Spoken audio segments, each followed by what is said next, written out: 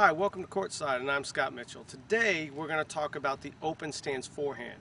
A lot of recreational players are trying to add this to their game, which is a great stroke to have.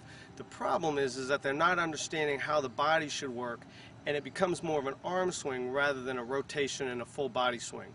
That's why a lot of times with my students I like to still start out with the closed stance or squared stance to make sure that they understand how the lower body and the upper body are supposed to work together, and then once they master that, then try to get them a little bit more familiar with the open stance. But it's a little bit different. So let's go to the court and take a look. Okay, the closed stance or the squared stance in the traditional model looks kind of like this. Closed stance is a little bit more with my left foot towards the alley. A squared stance is pretty much parallel towards the alley. As you notice, my hips and shoulders rotate through together with this stance. With the open stance, it's great.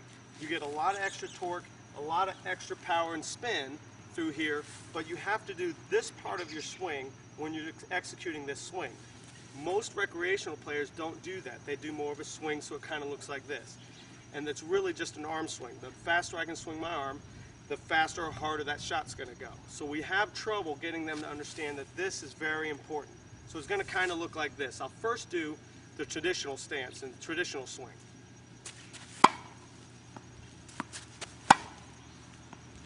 Now I'm going to do the open stance or the more modern forehand. Notice when I did these, the traditional stance, squared stance a little bit closed, I rotate hips and shoulders together.